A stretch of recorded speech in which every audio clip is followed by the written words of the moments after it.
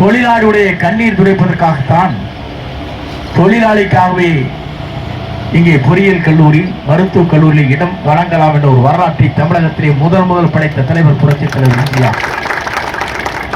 அவர் மறைந்தார். மறைந்ததற்கு பிறகு புரட்சித் தலைவர் அம்மா அவர் பொறுப்பேற்றதற்கு பிறகு 5 இடங்களிலே தொழிலாளியுடைய கண்ணீரை துடைப்பதற்காக பாலிடெக்னிக்கு கொண்டு வந்து இந்த தொழிலாளியுடைய கண்ணீர் துடைப்பதற்காக பல்வேறு நிலைகளில் இன்று இந்த பணிகளை ஆற்றினார். அதோடு மட்டுமல்ல, 3 ஆண்டு காலத்திற்கு ஒரு முறை பேச்சுவார்த்தை என்ற நிலை இருந்திருக்கிற காலம் ஒரு காலம். ஆனால் 4 ஆண்டு காலம் உருண்டோடியதற்கு பிறகு கூட பேச்சுவார்த்தை என்பதே இல்லை என்ற நிலை திராவிட முன்னேற்ற கழக ஆட்சியில் இருப்பதை காணுகிற போது இது வேதனை மட்டுமல்ல வெட்கமாக இருக்கிறது என்பதை நான் இந்த நேரத்தில் தெரிவித்துக் கொள்கிறேன். வருகின்ற சட்டமன்ற கூட்டத்தில் உங்களுடைய கண்ணீர் துடைப்பதற்காக நம்முடைய மாண்பு எடப்பாடி அவருடைய தலைமையில் இருக்கிற அனைத்து இந்திய அண்ணா திராவிட முன்னேற்ற கழகம், அதேபோல பாரதிய ஜனதா கட்சி இங்கே சொன்னார்கள், மற்றும் இருக்கின்ற தொழிற்சங்கத்தை சார்ந்திருக்கிற பல்வேறு தொழிற்சங்க நண்பர்களும் அதற்காக சட்டமன்றத்தில் அவருடைய சட்டமன்ற உறுப்பினர் குரல் கொடுப்பதற்கு நீங்கள் ஏதுவாக அந்த பணிகளை ஆற்றிடல் வேண்டும் என்பதை நான் இந்த நேரத்தை தெரிவித்துக் கொள்கிறேன். ஏனென்று சொன்னால், ஒரு அரசு பொறுப்பேற்றதற்கு பிறகு ஏன் இந்த தொழிலாளிக்காக உழைக்கின்ற தொழிலாளிகள் மட்டுமல்ல, உங்கள் நிலைகளை நாங்கள் எண்ணி பார்க்கின்ற போது இன்றைக்கு காலங்கள் மாறிக்கொண்டிருக்கிற நேரத்தில் போக்குவரத்து எவ்வளவு இடர்பாடுகள் இருக்கிறது என்பதை நாம் அறிவோம். அப்படி இடர்பாடுகள் இருக்கிற போது 8 மணி நேரம் பேருந்துகளை இயக்குவது என்பது கடினமான நேரத்தில் 14 மணி நேரம் பேருந்துகளை இயக்குவதற்கு புதிதாக பணியாளர் நியமிக்கவில்லை என்று சொன்னால், இதைவிட ஒரு அரசு என்ன செய்ய வேண்டுமோ, இதைவிட அந்த அரசு எதை செய்ய வேண்டுமோ அந்த கடமைகளை செய்யவில்லை என்பதை நான் இந்த நேரத்தில் தெரிவித்துக் கொள்கிறேன். ஏனென்று சொன்னால், இது முதலமைச்சருக்கு தெரிகிறதோ இல்லையே தெரியவில்லை, அமைச்சர் எதை செய்து கொண்டிருக்கிறார் என்பதை நாங்கள் எண்ணி பார்க்கிறோம். ஆகவேதான் இங்கே இருக்கிற நிர்வாக இயக்குனர் இருக்கிறார், பொது மேலாளர் இங்கே இருக்கிறார். ஆனால் அனைத்து இந்திய அண்ணா திராவிட முன்னேற்ற கழகம் மற்ற தொழிற்சங்கத்தை மாற்றுவதே அவர் கண்ணும் குருத்துமாக இருக்கிறார்களே தவிர இதில் எந்த அக்கறையும் எடுத்துக் கொள்ளவில்லை என்பதை நாங்கள் அறிவோம். இதையெல்லாம் சட்டமன்றத்திலே பேசுகிற காலம் இன்னும் அடுத்த மாதத்திலே இருக்கிறது என்பதை நீங்கள் மறந்துவிடக் கூடாது என்பதை நான் நேரத்தில் தெரிவித்து காட்ட விரும்புகிறேன். அந்த பணங்கள் அவருக்கு கிடைக்க வேண்டிய அனைத்து நிலைகளும் வென்று நீங்கள் இந்த பணிகளை ஆட்சி இருக்கலாம் என்றால் இல்லை. எங்கள் ஆட்சி காலத்தில் நீங்கள் கேட்டீர்கள், 72 திட்டங்கள் நீங்கள் இதற்கு முன்னாலே அறிவிக்கப்பட்ட திட்டங்கள் 92வது ஆண்டு பேச்சுவார்த்தை நடத்துகிற போது கேட்டார்கள், நிலுவிலே இருப்பதை அனைத்தும் நீங்கள் நிறைவேற்ற வேண்டும் என்று சொன்னார்கள். அப்போது 52 நிறைவேற்றி பேச்சுவார்த்தை முதலில் தூங்கிய வரலாறு அனைத்து இந்திய அண்ணா திராவிட முன்னேற்ற கழக ஆட்சி என்பதை நீங்கள் வழங்கப்படக்கூடாது. அதற்கு பிறகு 3 ஆண்டு காலத்தில் நாங்கள் பேச்சுவார்த்தை நடத்தினோம். அப்போது நீங்கள் கேட்டது என்ன என்று சொன்னால், இன்றைக்கு இங்கே இருக்கிற நண்பர்களுக்கு தெரியும், அன்றைக்கு முதலிலே நீங்கள் பேச்சுவார்த்தை நடத்துகிற போது எல்லோருடைய அங்கே சம்பள உயர்வை அறிவித்து விட்டு தான் நீங்கள் உடனடியாக பேச்சுவார்த்தை நடத்த வேண்டும் என்று சொல்கிற போது புரட்சித் தலைவர் அம்மாவிடத்திலே கோப்புகளை வைக்கின்ற போது 72 கோடி ரூபாய் அன்றைக்கு நீங்கள் மறந்துவிடக் கூடாது. அந்த கோப்பை கொண்டு வந்து 6 சங்கத்திற்கு முன்னாலே வைத்து விட்டு தான் பேச்சுவார்த்தை நடத்தினோமே தவிர அது வரலாறு என்பதை நீங்கள் மறந்துவிடக் கூடாது. 6 சங்கங்களும் இந்த பேச்சுவார்த்தையை பாராட்டுகிறோம் என்று அனைவரும் மாலை அணிவித்து சென்ற காலம் ஒரு காலம். எனக்கு முன்னாலே பேசுகிற போது பல்வேறு கருத்துக்களை இங்கே வெளியிட்டார். நான் கேட்கிறேன், ஒரு தொழிலாளி என்பது என்ன எவ்வளவு நேரம் அவர்கள் பணியாற்ற முடியும்? ஆனால் அண்ணா திமுகவில் இருக்கிறவர்தான் 2 ஷிப்ட் செல்கிறார்கள். மற்ற தொழிற்சங்கத்தில் இங்கே பேசினார்களே அத்தனை தொழிலாளிகளும் 2 ஷிப்ட் செய்கிற நிலையை நாங்கள் பார்க்கிறோம். ஆனா திமுக தொழில் லீவ் போட்டு போயிட்டு இருக்காங்க. யாரும் ஒரு ஷிப்டுக்கு மேல வரதில்லை. அண்ணா தொழிற்சங்க தொழிலாளிகள் இங்க இருக்கிற நம்மோடு கூட்டணியாக இன்றைக்கு குரல் கொடுக்கின்ற நீங்கள் நினைத்தால் பேருந்து ஓடாது. உண்மையா இல்லையா? இதெல்லாம் நீங்கள் தலை சாத்தி இன்றைக்கு வண்டிகளை ஓட்டிக் கொண்டிருக்கிறீர்கள். ஆனால் தீபாவளி என்று வருகிற போது ஓய்வு பெற்ற தொழிலாளி வைத்துக் கொண்டு வாகனங்களை இயக்குகிறார். நான் கேட்கிறேன், ஓய்வு பெற்ற தொழிலாளிக்கு கண் பார்வை சரியாக இருக்கிறதா என்பதை உங்களால் யூகிக்க முடியுமா? நீங்க இங்க இருக்கிற தொழிலாளியை பார்க்கிற போது 40 வயது 50 வயது தாண்டினாலே அவர்களுக்கு ஐ டெஸ்ட் என்று சொல்வார்களே, அதை வாங்கியதற்கு பிறகுதான் பேருந்து இயக்க வேண்டும் என்ற சட்டம் இருக்கிற போது ஓய்வு பெற்ற தொழிலாளியை வைத்துக் கொண்டு நீங்கள் இயக்கிறீர்களே, இது சரியாக இருக்கிறதா என்பதை இங்க இருக்கிற பொது மேலாளரும் நிர்வாக இயக்கரும் தெரிந்து கொள்ள வேண்டும். இதெல்லாம் நாங்கள் பேசாது இருக்கிறதற்கு காரணமே நீங்கள் சரியான முறையில் இந்த பாதைகளை செய்வீர்கள் என்ற நம்பிக்கையோடு நாங்கள் இருந்தோம். ஆனால் 2.5 ஆண்டு காலம் 3 ஆண்டு காலம் ஊண்டோடியதற்கு பிறகு உங்கள் பணிகள் சரியாக இல்லை, உங்கள் நிர்வாகம் சரியாக இல்லை, இங்க இருக்கிற தொழிலாளிகளுடைய கண்ணீர் துடைக்கப்படவில்லை என்பதை நாங்கள் கண்கூடாக பார்த்துக் கொண்டிருக்கிறோம். ஆக இங்க இருக்கிற நீங்கள் வெட்டி பேச்சு காட்டிலும் எப்படி நிர்வாகத்தை சரியான முறையில் எடுத்துச் செல்வது என்பதை நீங்கள் கண்கூடாக இன்றைக்கு தெரிந்து கொள்ள வேண்டும். 7 லட்சம் கிலோமீட்டருக்கு மேலே ஓட்டினால் அந்த பேருந்து இயக்கவே கூடாது. ஆனால் 3 லட்சம் 4 லட்சத்திற்கு ஓட்டியதற்கு பிறகு அதிலே புதிய பாதையை கட்டி நீங்கள் ஓட்டினால் அந்த புதிய பாதை எப்படி இருக்கும் என்பதை நீங்கள் எண்ணி பார்க்க வேண்டும். நான் அதைத்தான் உங்களிடத்திலே கேட்கிறேன்.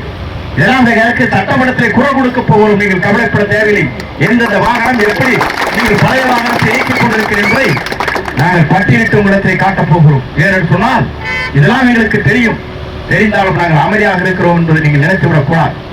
இந்த போக்குவரத்து கழகம் இவ்வளவு சீர்கட்டிருக்கிறது என்பதை முதலமைச்சர் தெரிந்து கொள்ள வேண்டும் என்பதற்காகத்தான் நான் இந்த குரலை கொடுக்கிறேன்.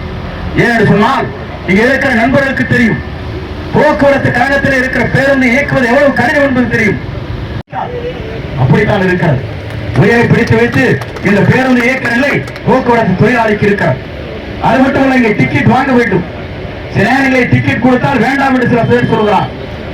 அது போன்ற அவரோடு போராட்டம் நடத்த வேண்டி இருக்கிறது. இதெல்லாம் எதற்காக சொல்ல சொன்னால், டிக்கெட் கொடுங்கள் இருக்கிறார் சேர்பர்ஸ் இயங்குவதே இல்லை. எதற்காக நான் சொல்கிறேன் சொன்னால், போக்குவரத்து கழகம் எப்படி இருக்கிறது என்பதை இங்க இருக்கிற அத்தனை பேரும் ஆய்வு செய்ய வேண்டும். ஆனால் இவர் செய்கின்ற பணிகள் என்ன எப்படி இருக்கிறது என்பதை தொழிலாளர் நண்பர்கள் கண்ணீர் சிந்திக் கொண்டிருக்கிறதை நாங்கள் காணுகிறோம். நான் காரை நீட்டா வச்சுட்டு 2 மாசத்துக்கு ஒருக்க சர்வீஸ் பண்ணிட்டு அலைன்மெண்ட் பார்த்து ஓட்டுறதுக்கே எங்களுக்கு இந்த பாடு. இந்த பேருந்து ஆடுற ஆட்டத்தை பார்த்தாவே நீங்க எப்படி ஓட்டுறீங்கன்னு எனக்கு தெரியும். ஏன் சொன்னா, இங்க ஓடுது அங்க ஓடுது இங்க ஓடுது, இவன் பார்த்து எப்படியா உயர பிடிச்சி ஓட்டிட்டு இருக்கான். சின்ன கிராக் ஆகிட்டா போச்சு, அதுக்கு பெனால்டி. நீங்க டிக்கெட் கம்பவுண்டர் இருக்கிற கண்டக்டர் இருந்தா 1050 பேர் ஏறிடுவாங்க. டிக்கெட் அந்த அடுத்து செக்கிங் இருப்பார், அதுக்குள்ள அவர் பிடிச்சிடுவார். டிக்கெட் கிழிச்சு கொடுக்க முடியாது. இதெல்லாம் நீங்க சரியாக செய்வீங்கன்னா 18 மணி நேரம் நீங்கள் வேலை வாங்கினா அந்த தொழிலாளி என்ன ஆவார் நீங்கள் எண்ணி பார்க்க வேண்டாமா? மனதை வைத்து தொழிலாளிகள் நிரப்ப வேண்டும் முதல்ல, அதுதான் முக்கியம். எங்கேயாச்சும் அப்பாயின்மெண்ட் பண்ணுங்க கிடையாது, இருக்கிறத வச்சே வேலை வாங்க. அதுக்கு மேல ஓய்வு பெற்றவருக்கு வேலை என்ன உலகத்துல அதிசயம். இது யோகத்திலே எங்கேயும் பார்த்தது, நான் பார்த்தது இதுவரைக்கும். நான் 9 முறை சட்டமன்ற உறுப்பினர், 48 ஆண்டு காலம் இன்றைக்கு பணியாற்றி கொண்டிருக்க எனக்கே தெரியும். நடக்கிற வேடிக்கை பார்த்தால் வேடிக்கை மட்டுமல்ல, விளையாட்டாக இருக்க. இதெல்லாம் எதற்காக சொல்ல சொன்னால், இதையெல்லாம் தெரிந்து கொண்டு உடனடியாக பேருந்தில் இயக்குவர் நடத்துவர் டெக்னிக்கல் என்ன போனோம். உடனடியாக போடவில்லை என்று சொன்னால் எப்படி இருக்கும்? இந்த டயர் கழித்து அந்த வண்டிக்கு போட்டு ஓட்டுறது, அந்த டயர் கழித்து இந்த வண்டிக்கு போயிட்டு ஓட்டுறது. இதை கலெக்டருக்கே சரியா போச்சு. புது டயர் போட்டு போக வேண்டியதானே? இவன் கலெக்டர் வேலை மாற்ற வேலைக்கே சரியா போச்சு. இது எப்படி சரியாக இருக்கும் நான் கேட்கிறேன். இதெல்லாம் சரி செய்ய வேண்டிய கடமை குணத்தில் இருக்கிறதா இல்லையா? அது மட்டுமல்ல, நீங்கள் இன்னைக்கு சொல்லுகிறீங்களே பொதுமக்கள் செல்கிறார் என்று சொன்னால், எத்தனை இடங்களில் நீங்கள் 8 சிங்கிள் இங்கே இடத்துல 4 சிங்கிள் போயிட்டு இருக்கு. அப்ப 4 சிங்கிள் ஜனங்க எங்க ஏறுவோம்? 12 சிங்கிள் போற இடத்துல நீங்க பாத்தீங்கன்னா 6 சிங்கிள் போயிட்டு இருக்கு. ஒரு இடம் போனா ஒரு இடம் முடிஞ்சு போச்சு. பேருந்துகள் கிராமப்புறங்களில் எங்கேயாவது சரியாக இயக்கப்படுகிறதா? நேரத்தில் சரியான முறையில் மாணவர்கள் இயக்குவதற்கு இயக்கப்படுகிறதா என்றால் இல்லை. இதை அவர் ஒற்றுக்கொள்ள வேண்டும். இந்த பட்டியலை நாங்கள் இங்கே வாங்கி தமிழ்நாடு முழுவதும் வாங்கி நம்முடைய முதலமைச்சர் முன்னாள் முதலமைச்சருடைய அங்கே சட்டமன்றத்திலே ஜீவத்தில் எழுப்புவதற்கு நாங்கள் தயாராக இருக்கிறோம் என்பதை நீங்கள் மறந்துவிடக்கூடாது. ஏன் சொல்றா தெரிஞ்சுங்க, எங்களே மிரட்டாதீங்க. திமுக காரஞ்செல்லாம் அடுத்த நிமிஷம் டான்ஸ்ல அவங்க தானே தின்னு வேலைக்கே வரமாட்டான். நம்மளை போட்டு தண்ணி காட்ட வேண்டியது. ராகு பகல நீ ஓட்டு ஓட்டு ஓட்டுட்டு இருக்கும். பொங்கல் தீபாவளி வந்தா தூங்கறக்க விடுறதில்ல. ஆனா 16 மணி நேரம்ல 24 மணி நேரம் ஓட்ட ஆரம்பிச்சுறாங்க. ஓட்டப்ப கொஞ்ச நேரம் டீ குடிச்சு ஓட்டிட்டே இருங்க. ஓட்டி என்ன ஆகும்? இதற்கெல்லாம் வேலையாட்களை நியமிக்க வேண்டுமா வேண்டாமா? தொழிலாளிகள் நாங்கள் இருக்கிற போது 32,000 பேர் நியமித்தோம் 5 ஆண்டு காலத்தில். எத்தனை பேரும் 32 பேர் கூட நியமிக்கிறோம். ஏன் சொல்றேன்னா, ஏன் இதை செய்யல? நீங்க நிர்வாகத்தில் சிக்கனம், நிர்வாகத்தில் பணத்தை சரி செய்வது, இதை வேணுங்க. செலவில்லாமல் எப்படி ஓடும் வண்டி? ஆனா செலவு செஞ்சா தானே வண்டி. ஒரு பைக் வச்சிருக்கோம், மாசம் ஒரு 2,000 ரூபாய் செலவு பண்றான். இந்த பேருந்து வைத்துக் கொண்டு மாதத்திற்கு 10,000 ரூபாய் கூட நீங்க செலவு பண்றது. ரிப்பேர், டயர் மாத்துறது, அது மாத்துறது, இங்க இருக்கிற பேஸ் மாத்துறது, எதுவுமே பண்றது. டீசல் சிக்கனம் வேணும். இன்ஜின் கத்துற எங்க டீசல் சிக்கனமா இருக்கு கேட்கறேன். இன்ஜின் ரெடியா இருந்தா தான் சரியா, புது இன்ஜினா தான் ஓட்டா கரெக்டா சிக்கனமா இருக்கு. இது 9 வருஷம் 10 வருஷம் ஓட்டின வண்டி எப்படி இருக்கு? இதுல வேற பாடி கட்டிக்கிறீங்க, புது பாடியை. இது 6 ஆட்டத்தை பார்த்தா ஈனம் சரியா இருக்காது. 6.5 கேட்கறாங்க டீசல் சிக்கனம். அவனே 4.5 கொடுத்துருக்க, இங்க 6.5 கேட்கறீங்க.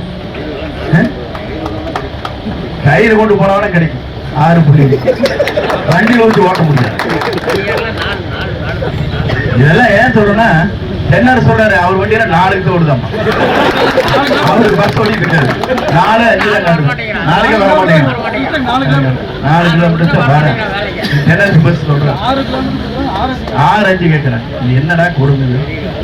இந்த பொதுச்சேரம் கொஞ்சம் தெரியிட்டு பொது மேலாளர்கள் கொஞ்சம் காது கேட்பான்னு நினைக்கிறேன். நான் பேசல கேட்டு போன நினைக்கிறேன். கேட்டு உங்களுக்கு சொல்லுங்க.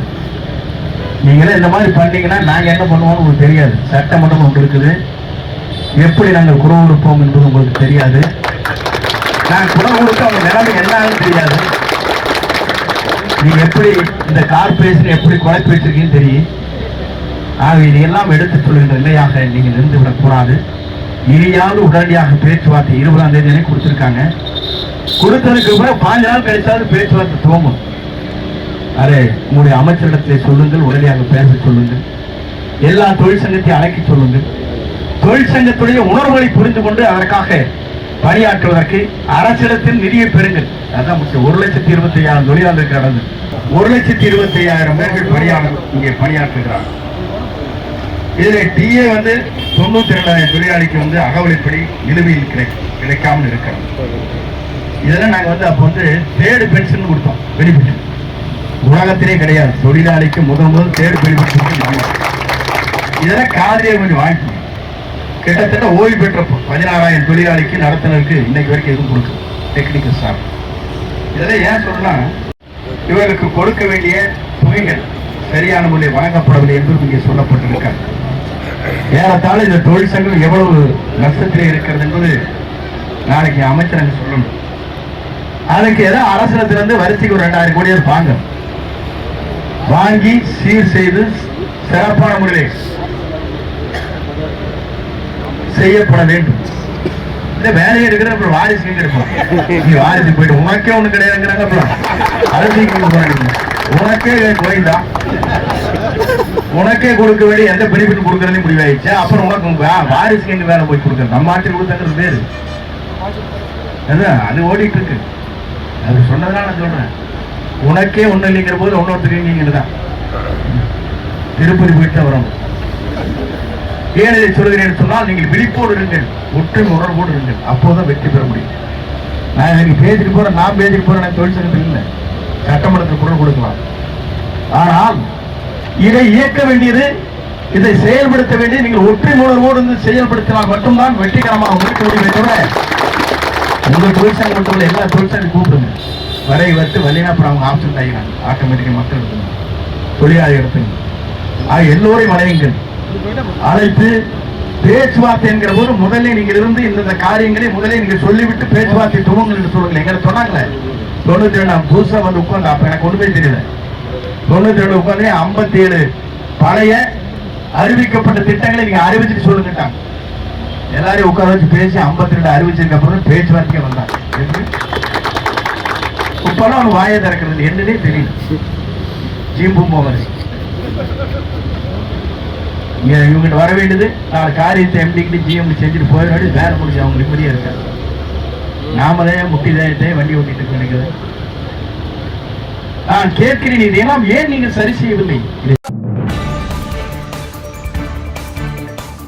செய்திகளை உடனுக்குடன் தெரிந்து கொள்ள நமது அம்மா இணையதள தொலைக்காட்சியை சப்ஸ்கிரைப் செய்து அருகில் உள்ள பெல் ஐகானை